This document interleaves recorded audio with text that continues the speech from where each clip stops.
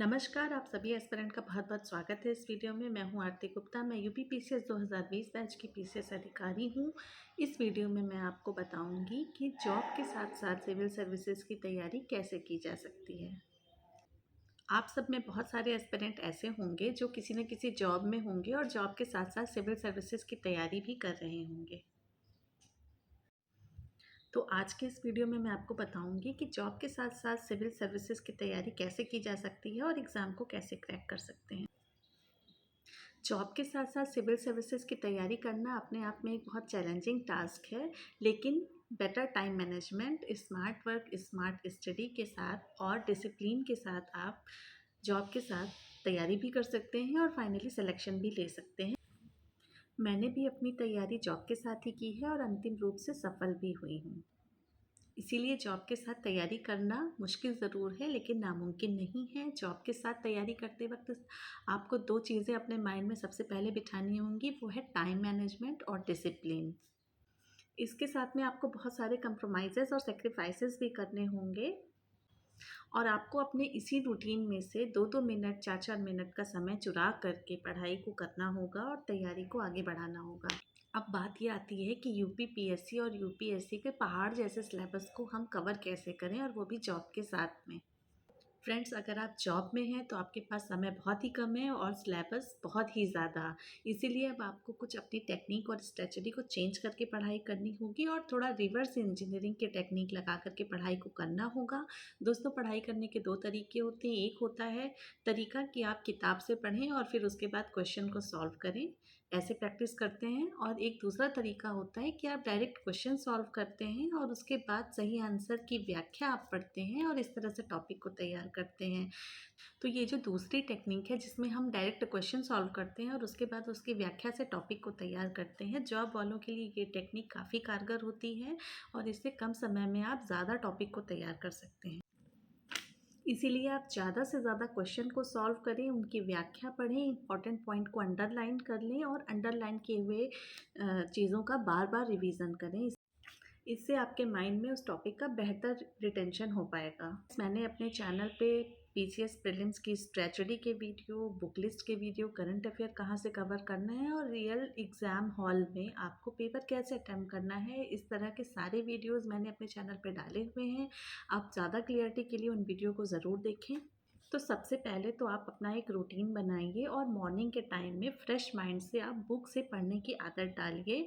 भले ही आधे घंटे या 1 घंटे का समय मिले, लेकिन आप किताब से पढ़ाई को ज़रूर करें और उन विषयों को आप प्रेफ़र करें जो स्कोरिंग हैं, जैसे कि पॉलिटी, मॉडर्न हिस्ट्री, ज्योग्राफ़ी। इस तरह के जो टॉपिक्स हैं, इनसे काफ़ी क्वेश्चन देखने को मिलते हैं और एक बार आप इन्हें अच्छे से अगर तैयार कर लेते हैं, तो ये हमेशा आपके काम में आते हैं। इसीलिए पहले इनकी तैयारी पे फ़ोकस करें। आप जब भी पढ़ें इम्पॉर्टेंट पॉइंट को ज़रूर अंडरलाइन करते चलें ताकि आपको रिवीजन करने में आसानी हो।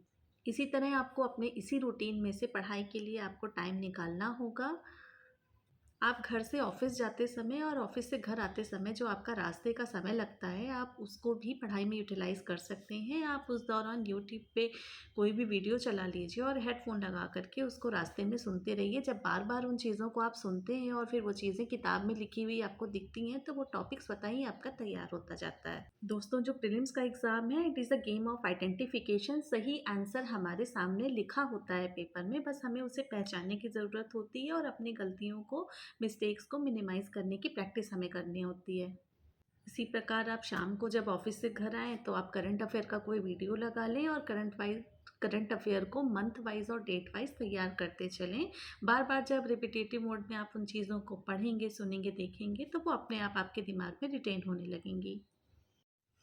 अगर आप रात को बैठ कर के पढ़ सकते हैं, तो रात को पढ़ाई ज़रूर करें। अगर आप एकांत में रात के समय में 1 घंटे भी पढ़ाई को दे देते हैं, तो धीरे-धीरे करके आप देखेंगे कि आपकी काफ़ी सारी चीज़ें कवर हो जाएँगी। तैयारी के दौरान रात में कभी भी हैवी भोजन ना करें। हैवी भोजन करने से आपको नींद ज़्यादा आती है। हल्का भोजन करें, इससे आपकी सेहत भी अच्छी रहेगी और आपको नींद भी नहीं आएगी। तो ऑफ़िस के दिनों में आप ये रूटीन अपनाएँ और सैटरडे या संडे जब भी आपकी वीकली छुट्टी होती है तो उस दिन आप खींच कर के पढ़ाई करें और सारी पढ़ाई जो आपने 1 हफ़्ते में की है उसको एक जगह कंपाइल करते चलें।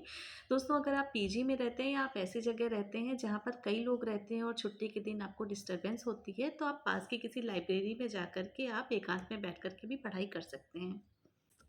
दोस्तों, जैसा कि मैंने बताया कि तैयारी के दौरान आपको कुछ कंप्रोमाइज़ेज़ और सैक्रिफ़ाइसेस भी करने होंगे, जैसे कि मैंने किए थे अपनी तैयारी के दौरान।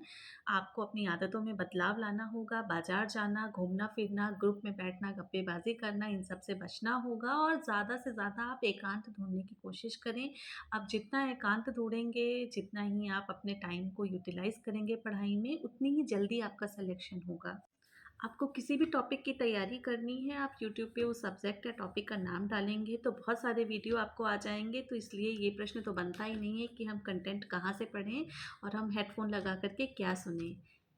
इसी प्रकार से जब आप यदि किचन में खाना बना रहे हैं, खुद खाना बनाते हैं या बनाती हैं, तो आप उस दौरान भी कोई वीडियो लगा कर के रख लीजिए और खाना बनाने के साथ-साथ आप पढ़ाई भी करते जा सकते हैं।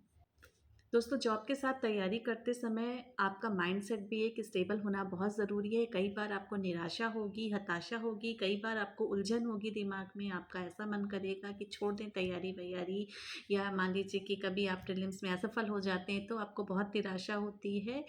अगर इसी स्टेज को आपने सस्टेन कर लिया और हिम्मत के साथ इस स्टेज को पार कर लिया, तो सिलेक्शन होना तय है। तो क्या हुआ कि अगर हमारा लक्ष्य नहीं पूरा हुआ, क्या हुआ कि अगर इस बार हम सेलेक्ट नहीं हुए, हो सकता है कि सामान्य एस्पिरेंट से आपको थोड़ा ज़्यादा समय लगे, लेकिन सफलता ज़रूर मिलेगी। बस 3 ही रूल हैं, हार्ड वर्क, डिसिप्लिन और डेडिकेशन। इन तीनों रूलों को फॉलो करिए और सिलेक्शन लीजिए।